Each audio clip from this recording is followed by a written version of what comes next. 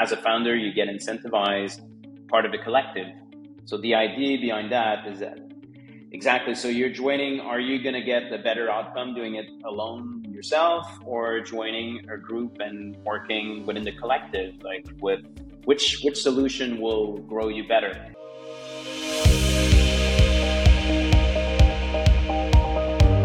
Hey, welcome back to the show. And I am so excited today to have Alex with us because he's got an amazing business. Alex, will you tell us what you do and what problems you like to solve with your business? Nolk is my fifth business, so I had to bang on a couple of problems before, but this one is dear to me. So what we do at Nolk is we're trying to help people consume, better product, better goods, and we do that in a slightly different way. Like we essentially buy brand, a DTC brand that trying to bring either product that are more responsible, more recycled, more reusable. I gotcha. That are more circular and all that. And just trying those brands to scale within the group and do it together. So it's a collective endeavor. Love it. Typically, funders stay with us as well, like during the process. So that's what we're building at Nolk. Love it, love it. Please tell me you're not involved in promoting paper straws. Yeah, no. No. Okay, all right, good. You don't like it? Yeah, that's nobody like it. I'm all for saving the earth and keeping everything clean, but paper straws is where I draw the line. I can't use paper straws. No, there's other better material out there, but no, we're not doing that. Like. Awesome. Well, give us some insight. I mean, first of all, why solve this problem? And second of all, tell us about your avatar. Like, who are you really trying to help? What kind of businesses do you help bring that DTC play into a more sustainable future? Yeah. Well, the consumer that we cater to, like, is typically like 25 to 50 years old. Like, so that's really Gotcha. the bracket actually cut at 48, like any average. It's like 28 to 48. Interesting. A little bit like Okay. more women than men. So 70% women, 30% men, higher income, higher education, typically in North America and the coast or big cities. And typically people that like to develop a relationship with the brand and the product that they buy, or are more curious about like how it's made, where it's made, what's the story behind it, and like what's the design element to it. So that's the prototype of the people that we cater to in our tree vertical. Cool. Survey. Cool. I mean, not everybody likes to share that. So how are you getting in with these clients that do want to share that and want people to know the story of how they do what they do? Yeah. The brand typically that want to join the group is typically founders that maybe they had a job before at a big bank, like, or they were accountant, lawyer, engineer, whatsoever. It's very diverse, like the entrepreneur that we're speaking to. And typically those people see the same thing than us. Like they see that there's an opportunity to bring a better product in the market that is a bit more responsible, sometimes like made in the US, made of different material, better design to it, and so on. Nowadays, like it's easier to start. Like you have all the tool, Ben and Whistle, and so on, and getting early capital, and again, maybe you can get to your first $1, $2, $3, $5 million like worth of sales. Sure. But after that, like problem hit. You need to hire more people. You need to suddenly there's no capital available at all. Customer acquisition and marketing is challenging, and you cannot solve all of those problems at once alone. That's where they would either knock at our door, or we would find them and then engage a conversation and say, you have that entrepreneurial spirit. We're building the same thing. Do you want to build it like part of a group instead of building it alone in your corner? So it's really about what I was saying about the collective endeavor. Like that's what we're about. Like there's tons of things we can mutualize that are not unique to the brand. I mean, shipping to the customer can be mutualized. Finance can be mutualized. Capital can be mutualized. Tech, all the technology and software stack as well. What remains to the brand is very what you're building as a product and the special relationship you're developing with the customer. So that we keep. Okay, this is really fascinating. This is really fascinating because I'm not sure if everyone caught what you just said, but I heard it loud and clear. And that is, no, seriously, like this is really cool because what you're saying is that many of the operational parts of a business are agnostic to what the business actually does and the problem that they solve. And what you're doing is you're centralizing a lot of the resources that it takes to run those agnostic parts, putting them into one collective, and then letting the very specific deliverable that business does be their unique play, while all of the things can be centralized. Is that what you're saying? There we go. You're hired. Woo! I love it. That is a really cool model. So the types of businesses you're targeting, though, are primarily businesses that are trying to be sustainable, businesses are trying to be responsible, mostly D2C people. That kind of I'm connecting all the dots here.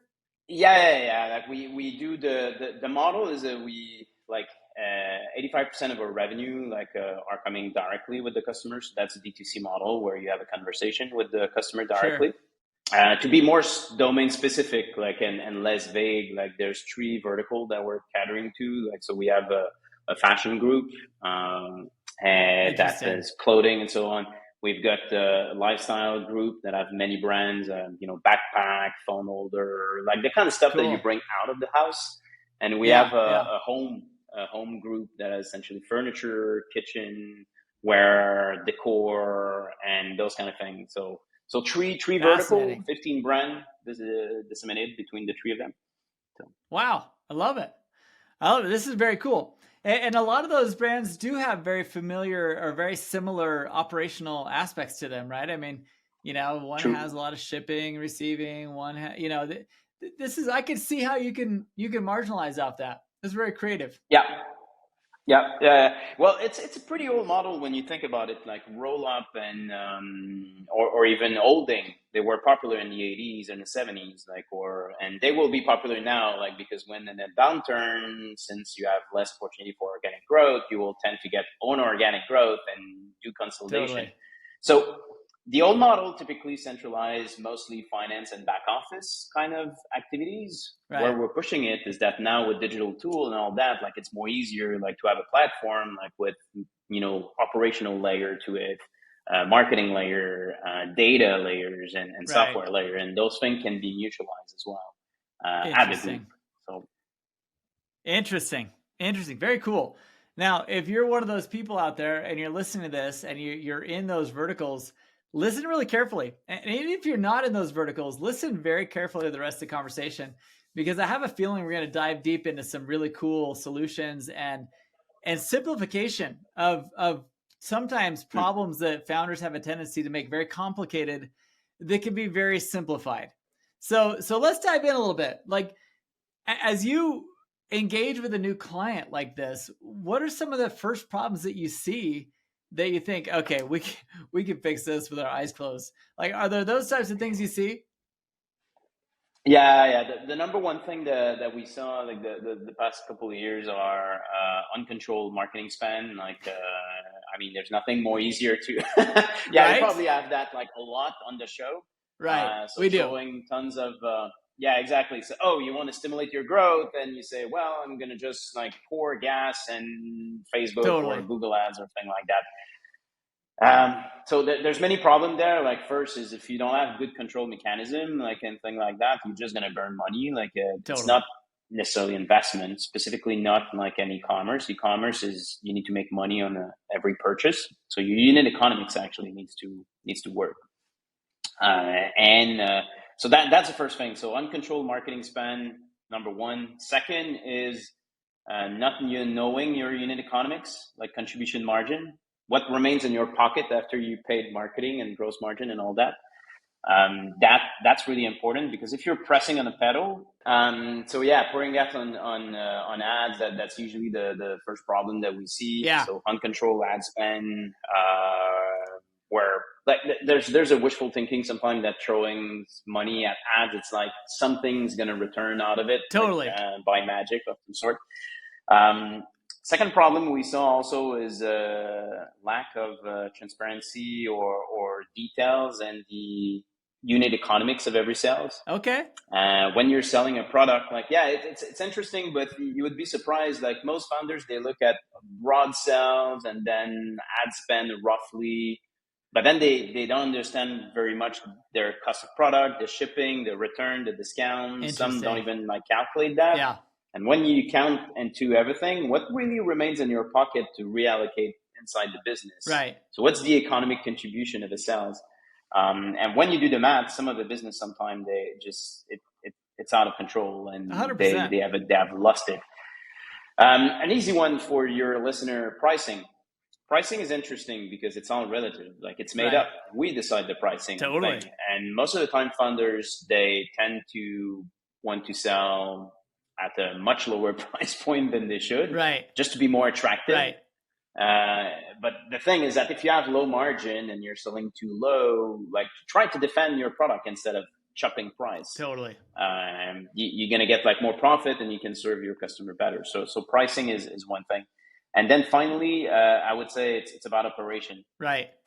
Some people trying to do everything themselves. There's two cases. There's the one that trying to do everything internally and then end up within a deluge of complexity. Totally. And there's the one that they externalize so much that there's nothing left to their business. Actually, like, yeah, there's nothing left. Yeah, exactly. So 4 case figures. So ads, knowing your data, pricing too low, and either trying to do everything in-house or everything out. Like, so one or the other. Running a business, honestly, can leave a lot of founders and operators feeling lonely and isolated. If you have ever felt that way, trust me, I know what it feels like. And there is something you can do about it. You've heard a lot of our guests talk about the fact that being lonely and isolated is one of their biggest challenges in trying to run and scale their business. CaptainsCouncil.com. Go to CaptainsCouncil.com right now and see what we're doing to resolve this problem. We want you to be a strong operator who has solutions and has a way to get around the challenges you're currently facing. What most founders don't understand is that you're not alone. The challenges that you're facing, likely somebody else has already overcome, and they can give you the feedback you need to overcome them. Who better than your peers, other founders, other operators who are joining with you in a small group setting, a global community setting, as well as at our in-person events to guide you through these challenges that you're facing right now. Don't give up, keep on pushing, but do it with some good advice from your peers. Go check it out at CaptainsCouncil.com and let me know what you think about the offering. We can't wait to see you there. It's really interesting. I love that you brought up all those points because I totally agree with every one of them. I can tell you personally, I've struggled with all 4 of those points. I mean, I've been priced too low. I've been priced too high. I've been, I've had poor operational skills before where I didn't really understand how to do what I was doing, and I think every founder out there, specifically people that are in that $1 to $10 million range, really have a hard time knowing what their strengths are versus what they should outsource or what they should bring in fractional leadership or have a team like you come in and centralize some things. You know what I mean? So how do you solve that problem? Yeah. Well, typically, like, the best scenario for us is the founder join us. Like, and the way we operate is that we essentially bring the entire business. So we don't do passive investment or just take a stake. So it's really like you're joining the group, and as a founder, you get incentivized, part of the collective. Interesting. So the idea behind that is that exactly. So you're joining. Are you going to get a better outcome doing it alone yourself, or joining a group and working within the collective? Wow. Like, with which solution will grow you better? And then we try to incentivize the founder depending on what's his driver and so on to just continue to grow his business, but removing the roadblock. Like, and what can we take at the group level? And voila. So that's one case figure. Interesting. Sometimes, like, the founders, they're just exactly, that's the best case. Second case sometimes is founder is just really tired, discovered that they don't have the skill set, but they still build something that is very valuable. And then it's mostly about transitioning out and offering a way out for the founders. Or at least a structured transition, I would say. But we really tend to go more for the first time, which is bring in So are people then like just bringing in chunks of equity into the Nolk group, or what does that look like exactly? I mean, it sounds fun, but are people, to what cost are they bringing things into the Nolk family here? Yeah, well, there's always four components, like when we structure a deal and when we're trying to find the right equation for the founders. So there's a Right. cash portion, like what can you get today? There's what can you get later in the form of a earnout. There's a portion sometime if we don't see the value the same way, we can say, well, maybe we can build some kind of differential and you Right. can get a chunk later if you hit certain milestone. And then there's a stock component, as you mentioned, which is the incentive, also part of the group. So it's Right. really like one of those four components blended together. Fascinating. Yeah. That's definitely different than most people would imagine going. A lot of people feel like they've just got to go raise money, or they've got to raise, some type of capital to get some help with their business. But you're saying bring in your operations, and as a team, as a group, we'll collectively hone in on the areas we're best at and build each other's up to a certain level. Is that what you're doing? Exactly.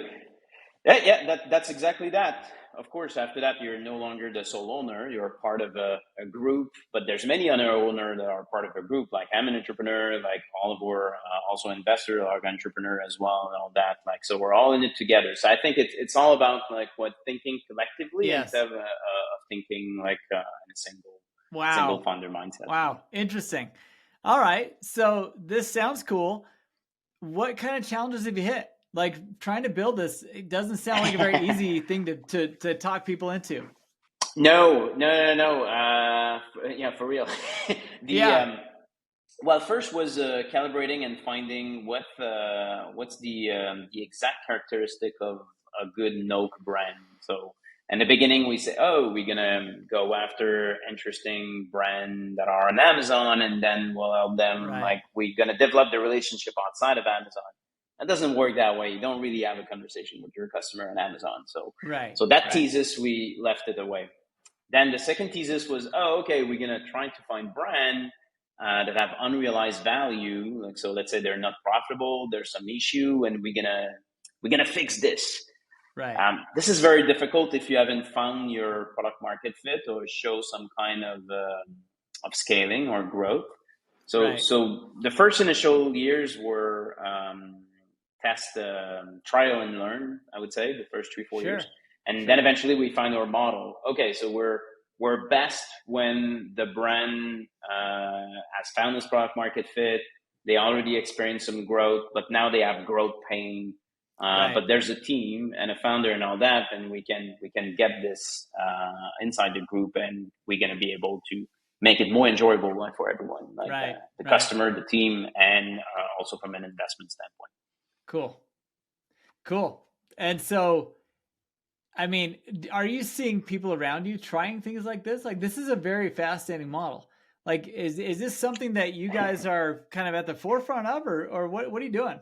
I think, like I said, it's an old model, like in the financial I guess so. language. Yeah, exactly. Like it's called a roll up, but then, as I said, we're more operating. And from 2000 to 2021, there was kind of a craze of so-called e-commerce aggregator. There's a couple of big names that went in market that raised $1 billion, like Thrasio in New York, Perch in Boston, Right. SellerX in Europe. So I think billions of dollars were raised to aggregate, but they were mostly doing Amazon like we thought we were supposed to do in 2018. So it's interesting. So they started later with more capital, and they took the route that we decided to abandon in 2018. So and to be fair, those guys typically they approach it from a pure financial. Okay, let's build a big group. The differences with Nolk is that we selected from the beginning that we would be about premium brand, not luxury, but premium brand with premium design and an element of sustainability in the broad sense. Like, is the product that we're selling answer one of the 3R or is made locally or thing like that, but to the point where it can be scaled. So I would say yeah, there is other player out there, but they're not like us. No. So as the industries you're targeting make a lot of sense to me. How have you been able to, like, it's always a challenge to break into some of these verticals and hit as hard as you want to, but I got to think that at this point, you've got yourself some solid client base. How do you see this growing the next 3-5 years? Yeah, well, the good thing is that there's tailwind and headwind. So the headwind, Yeah, most people knows about it, like the interest rate, the economy. There's some level of uncertainty, but there's a lot of tailwind as well. Consumer, actually, if you look at the consumer study, like consumer are willing to spend more on product that have sustainable right. thesis, that are made different. So the team support in our portfolio is actually stronger today than it was 3-4 years ago. Second, e-commerce purchase and engaging directly with the brand, it's a long-term trend. So people continue to be more engaged with brand online, and omni-channel and all that. So that's also something helping. And Cool. also from the beginning, we wanted to operate like a profitable group. So Right. instead of over leveraging the entire group, we've made a lot of effort actually to manage a profitable group. And today that's Right. all about that. Like when you have hardship and uncertainty in the market, if you make profit and you can operate at a profit, you're a master of your own Sure. destiny. If you're over Sure. leverage or you need your next round of VC, you don't control your destiny that much. True. True. So you've my mind is spinning with all sorts of questions, but I want to dive into the fact that as you create this group of other founders and this group of other business, thinkers, I personally am a huge advocate of being part of peer network groups. A big advocate of that. How much does this look and feel like that? Like, are your Hmm. founders communicating with each other, or is there a lot of that kind of back and forth, almost like an advisory board for each person as they kind of pitch the problems of their business each week or month? Yeah, we're always refining that model, but let's say as a basic, so every month we have like a leadership board with every founders and all of my functional like executive team, and we go over Right. trend. How can we serve more the customer? What's the health check with the team? What's the investment opportunity? And so at a minimum, we're doing that on a monthly basis. Then we have Cool. specific subgroups. So marketers, for example. So I have a group of every social marketer across, or 140 different employee across the globe. They gather together Right. and then they're going to share like, okay, what did I do? Like in terms of UGC, did you have this problem? Right. And they Right. exchange on that. Same thing with CRM, the email team, so the marketing team is very, very active and Yeah. sharing. And obviously today with you get Slack channel, you've got Sure. training practice. We've got 2 leadership meeting per year as well, where we gather Cool. everybody that manage a team independent of the brand, bring them all together. So we did one this summer, north of Montreal, Cool. and for 2 days we spent time together and we bang our head on certain specific strategies. So for example, Love it. this summer we've worked on carbon reduction, circularity. How can we reduce the amount of what goes to the landfill, Right. and an upcoming Christmas season as well. So yeah. So Interesting. internal peer group, I love it. one of the most appreciated things. Well, I'm glad you say that because I'm a huge advocate and I tell people all the time, if you're struggling to know what your next steps should be, talk to another founder because chances are there's 1,000 people within a mile radius of you that have been there, done that. You know what I mean? So I'm a Yeah. huge advocate. I'm glad that you're seeing that benefit out of that. You know, I love to ask all my guests, who has been that impact in your life that has kind of inspired you to make these moves in your business? Who did that for you? Like, why are you doing this whole thing? Oh, you meet different figure in life. Some real, some through books and stories. But as you mentioned, you need some role model to get Right. inspired to. I'm lucky enough to have been raised in a family of small entrepreneur Oh, cool. with very good core founding like value couple of the strongest thing that my dad and grandfathers actually like share with me and my mom as well and all that is well, if someone can do it, you can do it as well. It's just a matter of how much time you put on a problem and you can Right. learn. So that faculty to learn is one. Second is my dad was at a retail store, so Cool.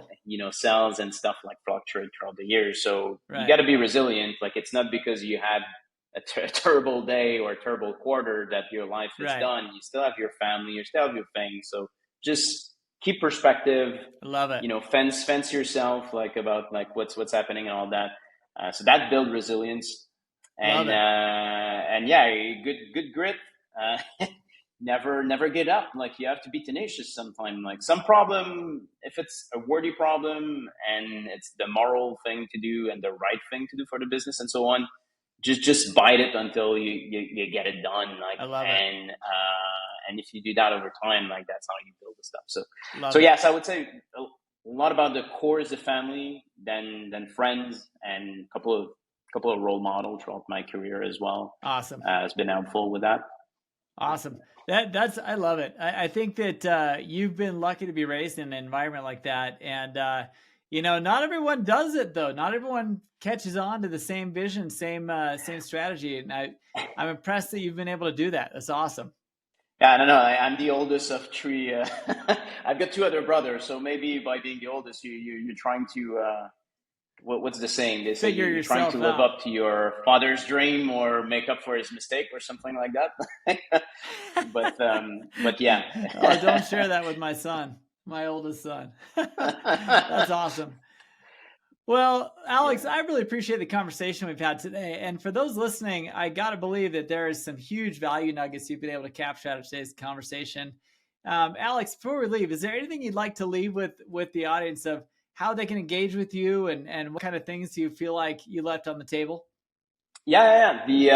Well, I'm available on LinkedIn all the time on the show if they want to contact and so on. Like I usually like super open to discuss with any founders Cool. about their story and all that. Like specifically if you're in the e-commerce space, like know about it like a lot, so we can.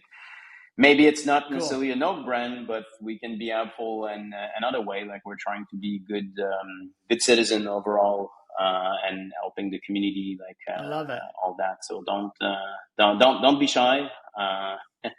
Awesome. We're responsive. Awesome. Love it. Love it. Alex, thank you so much for the time, buddy. And we look forward to catching up with all of you on the next episode of this, and we'll catch you on the next one. Awesome. Thanks, Alex. Thanks, Todd. Appreciate it. Thanks, everyone. Hey, thanks for sticking around to the end of that call. I loved that call with Alex. I learned so much from him, and I think he's got a fantastic business model. If you are not in the position to where you are not talking to other founders on a regular basis, you are missing out incredibly. He has set up an amazing platform through which his business partners now, the businesses that are part of his group, are able to communicate and collaborate with each other. It is critically important. If you don't have that group, you need to consider checking out Captain's Council.